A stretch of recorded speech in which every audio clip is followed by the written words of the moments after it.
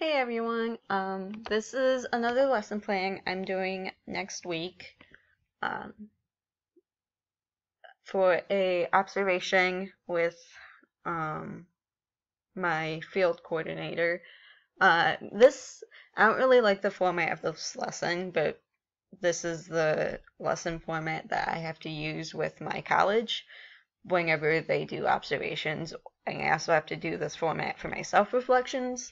But luckily for all my other lessons that I just do with the kids by myself, I can just do any format, which is the format I used last time. I personally don't like this format because it's extremely redundant.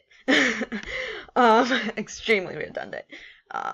But, you know, we have to do what we have to do. So for this lesson, for that week, my CT was doing an article out of Scholastic Action magazine again, related to a charity that brings fresh water to other countries and to communities that don't have fresh water, like within that community. So they have to go and travel 2 miles just to get like a jug of water. Which also affects other aspects of life. So this charity goes and digs wells, creates filters so that the well water is clean, just a lot of stuff.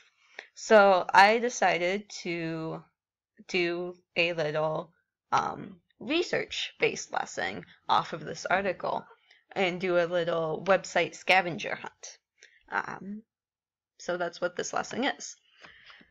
So these are the standards for the essential elements. A lot of research-based things, a lot of discussion-based. So this one is engage in collaborative discussions, determining how individuals' ideas or events change over the course of the text, write answers to research questions. There's those. And then the I can statements for my students are based off of those. Oh, I have to actually finish that part. Whoops! I just did the I can statements. I have to actually finish those other questions. Yeah, see, even I sometimes miss stuff.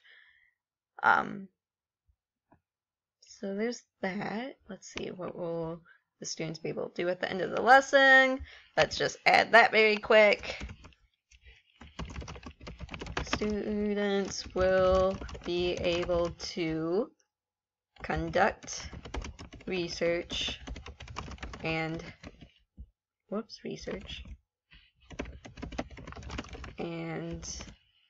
be able to have a knowledgeable discussion about that research. I always miss that. There we go.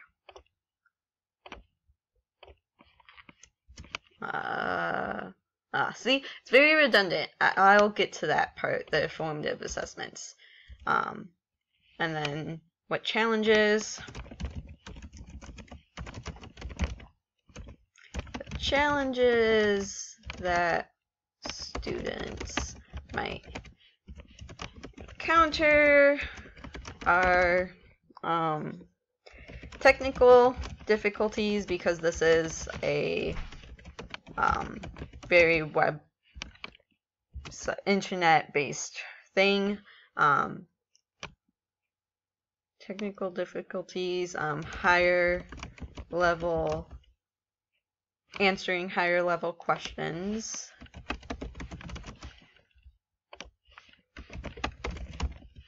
And answering higher level questions. Yeah, stuff like that. Formative assessments we'll talk about down here. I'll just copy and paste it up there when we get to it. So, positive strategies, we're going to review prior knowledge, the article, and I'm also going to do a think aloud, student behavior for on-task, active, focused, answering teacher questions, asking their own questions, completing the independent practice. Yeah. So I'm going to This part is redundant just because I go through the actual lesson down here, so I'm just going to like skip that and just go straight into the lesson. So I'm going to hook the students by placing a bottle of clean water and a bottle of dirty water on the table, and then I'm going to ask them like which one they would rather drink and why. Very simple. But for them specifically, the why is what they really need to work on. So that's why I'm going to be focusing more on the why rather than, yeah, obviously we're going to drink the clean water. They will then compare and contrast the different bottles. I'll probably do a think, pair, share right there. Think, pair, share. I'll add that at the top as well. I'll then ask them how they would turn the dirty water into drinkable water. Just kind of do a little brainstorming with that. Brainstorm on the board. Whoop. Okay. The teacher, well, I will then ask them, so this is the article, 2 miles for a drink of water. We'll talk about who the article is about, just do a little review. Those questions are right there. I will then tell them to get their Chromebooks, laptops out, so that we can do some research on Charity Water, which is the organization. It's really cool. You really need to check them out. I was actually fascinated by their website. They have a really cool website. I'll then pass out the worksheet, which I'll show you right now. I completely created this. I wanted to make sure it was easy for them to follow as well. So I very flat out tell them, I give them direct instruction on how to find these answers. So do not click anything on the first page, go down until you find the answering to these questions, scroll back to the top, click on why water, scroll down to answer the following questions. I didn't want to give them the exact answers, but you do want to be as close as possible. So down here, see I even give additional ones, so click on the blue link under finding the right technology, and then list 4 types of technology or solutions that are used to provide fresh water to a community. What 3 things determine what type of technology is used. So these are very much higher. I have a mixture of stuff. So what does Charity Water do? Right there. It will be right there. They can copy and paste that. How does Charity Water pay for the cost? How many water projects have they funded so year? So a lot of these are one-word answers. And I even tell them how many ways for this one there are that they need to have. But then I also have higher ones. Why did they choose these organizations? They have to do a little bit more inferencing to find that answer. How do local governments play a large role? So a lot more inferencing. Again, some lower thinking or lower level questions. Explore the map. Explain one of the completed projects. Inferencing, higher level. Yeah, and then I have a little bonus one down there with 2 or more facts that you discovered on their website that's not included in this worksheet. So it's really, really fun. I love doing these. I did this in one of my social studies classes a few years ago, and I really like the strategy, so I wanted to really do this kind of strategy or a lesson. So then I'm going to model the first 2 questions. So I'm going to actually show them through a think aloud, a show aloud, how to find this answer. What does Charity Water do? I'm basically going to do the first 2 for them, and then the next few, depending on how well they get it, determines on how much guided practice we'll do. But I'll have them, I'll start off by saying, okay, how does Charity Water pay for the cost? What do we need to do first? What kind of question is this? What kind of answer are we looking for? Are we looking for a number? Are we looking for a percentage? Are we looking for a word, a phrase? So this is a lot. We do it together. And then either these 2 or just the next section, I'll have them go straight into doing it by themselves. And then I'll walk around kind of helping them, kind of guiding them at an individual level if they need it. I also wrote down that some students may need to work in pairs for extra supports. If a question is determined too hard, I'll allow the students to skip it, or we'll do it together. We'll do another guided practice.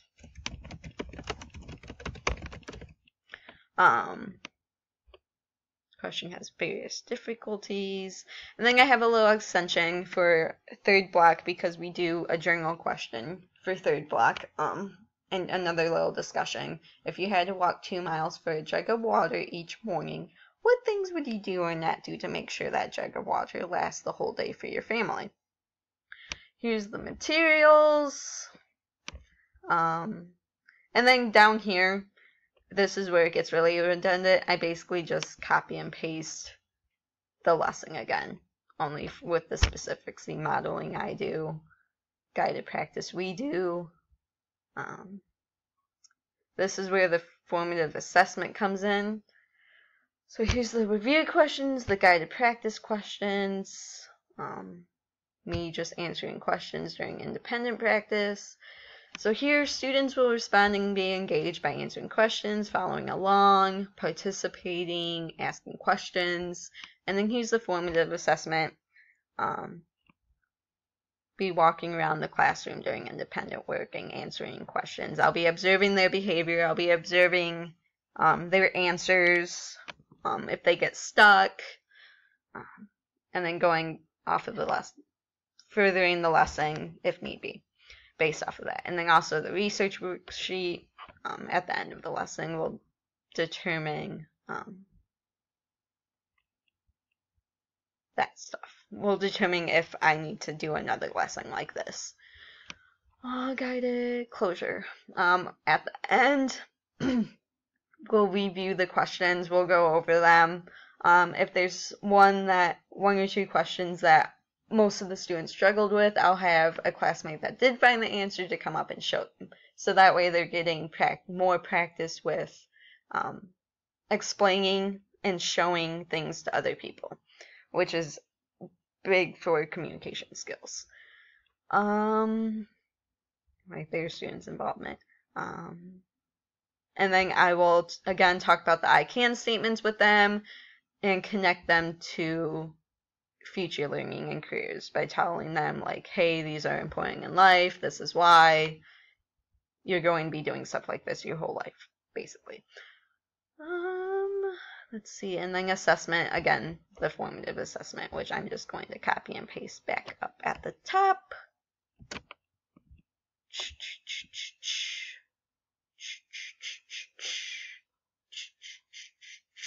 Where was it? Where was it? Right here. See, like, extremely redundant. I really, really do not like this format at all. But I do what I have to do. Like we all do. And I don't like how that changed my formatting. I'll fix that. You guys don't really want to see all that formatting stuff. But I'll fix it. So yeah, that's my lesson.